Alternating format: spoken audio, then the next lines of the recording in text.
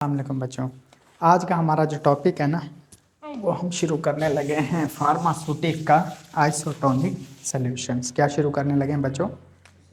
Iso का मतलब क्या होता है बच्चों? आइसो का क्या मतलब होता है? बड़ा कॉमन सा है, ठीक है। चलें ये फिर मैं आपको बताता हूँ। अच्छा बच्चों, इसमें ना वो एक एग्जांपल देता है। वो कहता है कि आपके पास ना अगर हम सोल्यूशन को रखें एक ऐसी मेम्ब्रेन में जिसमें ये कैपेसिटी, इसमें सेमी परमेबल मेम्ब्रेन नहीं होती जो कुछ चीज़ों को तो गुजरने दे और कुछ को ना गुजरने दे, तो वो यही कहता है कि वो आपने मतलब एक सोल्यूशन इधर रखा और ये मेम्ब्रेन थी और एक सोल्यूशन क्या रखा, इधर रखा। सोल्यूशन किन चीज़ से मिलकर बनता है? सल्यूट और सॉल्वेंट से। ऐसे ही है ना, ठीक है। तो वो कहता है कि अगर फॉर एग्जांपल ये पानी और नमक था, ठीक है, ये भी फॉर एग्जांपल पानी और नमक था, हम ऐसे एग्जांपल दे लेते हैं, ठीक है। एक में हायर कंसनट्रेशन नमक की थी और एक में क्या थी, कम कंसनट्रेशन थी, ठीक। तो ये जिसमें पानी ज़्यादा होगा ना, इसमें पानी फॉर एग्जांपल कम था, तो ये इस मेम्ब्रेन से किधर जाना शुरू कर देगा, इसकी तरफ शुरू कर देगा, ताकि जब तक दोनों इक्वल नहीं होंगे तब तक ये पानी इधर जाता रहेगा, ठीक है। सर इम्परमेबल पानी को तो गुजरने देगी, लेकिन इसमें जो नमक या कोई और सल्यूट है उसको गुजरने नहीं देगी। ये बात समझ आ रही है ना? अब इसी कंसेप्ट में ना हम आगे चलते हैं। वो यही कहता है कि ये वो चीज़, ठीक है, जो इस जो यानी प्रेशर है ना, ठीक है, इसको जो मेंटेन करके रखती है उसे हम कहते हैं ऑस्मोटिक प्रेशर, हम उसे कह रहे होते हैं, ठीक है। अब इसकी ना चाहे हमारा मतलब बॉडी में फ्लूइड हो गया, हमारे टीयर वगैरह हो गया, वो क्या होता है बच्चों? आइसोटोनिक सोल्यूशन होता है। मतलब वो किसके इक्वल होता है? 0.9% NaCl। नॉर्मल सलाइन में यही होता है ना, आप ड्रिप देखते हो 0.9% क्या होता है, ठीक है। तो ये बिल्कुल किसके इक्वल है? ये हमारी बॉडी का जो फ्लूइड है ना उसके इक्वल है, ठीक है। बॉडी जो फ्लूइड है, तो हम इसे कहते हैं, ये क्या है बच्चों? आइसोटोनिक सोल्यूशन है। किसके साथ? हमारी बॉडी के साथ, ठीक है। अब वो कहता है कि ऐसा सोल्यूशन जिसकी लेस आइन हो और लेस ऑस्मोटिक प्रेशर हो, ठीक है, एज कंपेयर टू सोल्यूशन के, तो उसे हम क्या कहेंगे बच्चों? हाइपोटोनिक सोल्यूशन कहेंगे। नहीं समझ आ रही? एक आपके पास सोल्यूशन है, उसका ऑस्मोटिक जो प्रेशर है वो भी क्या है बच्चों? कम है, ठीक है।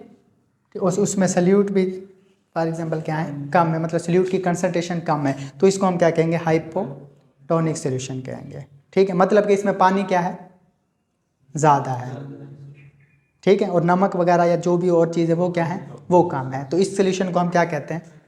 हाइपो, ठीक। ऑस्मोटिक प्रेशर भी इसका क्या है? कम है, ठीक है। अब इसके उलट चले जाएं, हाइपरटोनिक। इसमें क्या होगा बच्चों? इसमें ऑस्मोटिक प्रेशर भी ज़्यादा होगा और जो सल्यूट की कंसंट्रेशन है एज कम्पेयर टू सोल्यूशन के, वो भी क्या होगी? ज़्यादा होगी। तो ये क्या होगा बच्चों? आपका हाइपरटोनिक सोल्यूशन होगा, ठीक है। याद रहेगा ये। इसमें इसका ऑस्मोटिक प्रेशर भी क्या होगा? ज़्यादा होगा, ठीक है। अब वो कहता है कि अगर हाइपोटोनिक सोल्यूशन ना हम बॉडी में इंटर करें, तो ये क्या करता है? पानी को लूज़ कर देता है और बॉडी टिश्यू इसको क्या कर लेते हैं? अब्जॉर्व कर लेते हैं, ठीक है। तो बॉडी के सेल क्या हो जाएंगे? फट जाएंगे, ठीक है। मतलब फॉर एग्जांपल ये आपने इंटर किया हमारी बॉडी में, तो इसमें पानी क्या था? ज़्यादा था, और आपके ब्लड सेल्स में पानी क्या था? कम था इसके कंपेयर में। तो ये पानी किधर चला जाएगा? तो ये सेल क्या हो जाएगा? फट जाएगा, हिमोलिसिस काज करेगा, ठीक है। अगर हम बॉडी में कोई हाइपोटोनिक सोल्यूशन इंटर करें तो वो हमारे बॉडी को क्या पहुंचाएगा? नुकसान पहुंचाएगा। इसके उलट अगर इसको हम इंटर करें, इसमें पानी क्या था? कम था इसमें, ये इसकी बात हो रही है। और ऑस्मोटिक प्रेशर भी इसका क्या था? ज़्यादा था। हाइपरटोनिक की बात हो रही है यार, ठीक है। हाइपो में ऑस्मोटिक प्रेशर भी कम होता है और सल्यूट की कंसंट्रेशन भी क्या होती है?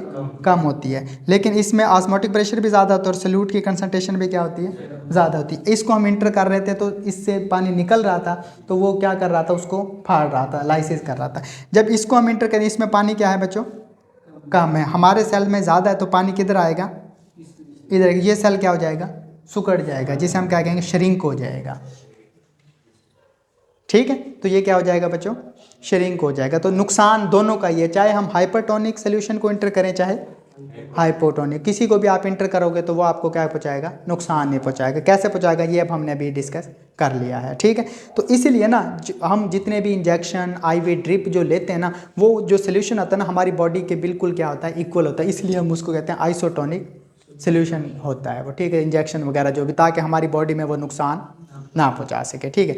ये तो हो गया इसके बारे में, इसमें तो कोई कन्फ्यूजन नहीं है, ठीक है। आगे बच्चों इसकी एप्लीकेशन क्या है आइसोटोनिक सोल्यूशन की हमारी फार्मेसी में। अगर हम जनरलाइज बात करें, देखो बच्चों, ना ही कोई इंजेक्शन, ना ही कोई सिरप, ना ही कोई ड्रिप वगैरह इसके बगैर बन सकती है, ठीक है। क्योंकि अगर आप हाइपोटोनिक डाल रहे हो वो भी नुकसान कर रहा है, और हाइपरटोनिक डाल रहे हो वो भी क्या कर रहा है बच्चों, नुकसान कर रहा है, ठीक है। तो वो कहता है फिजियोलॉजिकल जितने भी एक्सपेरिमेंट होते हैं ना टिश्यू कल्चर, उसमें हम इसको क्या करते हैं, इस्तेमाल करते हैं। उसके बाद बैलेंस ऑफ इलेक्ट्रोलाइट, हमारी बॉडी में इलेक्ट्रोलाइट के बैलेंस के लिए भी हम इसको क्या करते हैं, इस्तेमाल करते हैं। उसके बाद मेंटेन द फिजियोलॉजिकल कंडीशन, जो बॉडी में फिजियोलॉजिकल कंडीशन है ना, उसके लिए भी हम इसको क्या करते हैं, इस्तेमाल करते हैं। उसके बाद नॉर्मल सलाइन यूज़ टू, आपके किसी को कोई ज़ख़म हो जाए, कोई कट लग जाए, तो उसको धोने के लिए भी हम क्या यूज़ करते हैं, नॉर्मल सलाइन यूज़ करते हैं, ठीक है। आईवी, किसी को फ्लूइड लगाना, अगर वो पानी नहीं पी सकता या मतलब उसको डायरिया ज़्यादा, तो तब भी हम ड्रिप वगैरह लगाते हैं, वो भी बच्चों क्या होता है, आइसोटोनिक सोल्यूशन होता है, ठीक है। किसी की नेज़ल वॉश करनी है, नोज़ वगैरह में कंजेशन हो जाती है, तो उसके लिए भी हम क्या यूज़ करते हैं, ये आइसोटोनिक सोल्यूशन यूज़ करते हैं, ठीक है। मेडिकल मतलब कंडीशन में जितने भी हम फ्लूइड यूज़ करेंगे ना, वो हम यही वाला आइसोटोनिक इस्तेमाल करेंगे, ताकि हमें कोई भी प्रॉब्लम भी देखने को ना मिल सके, ठीक है। इधर तक कोई बच्चों इशू या प्रॉब्लम है तो बताओ।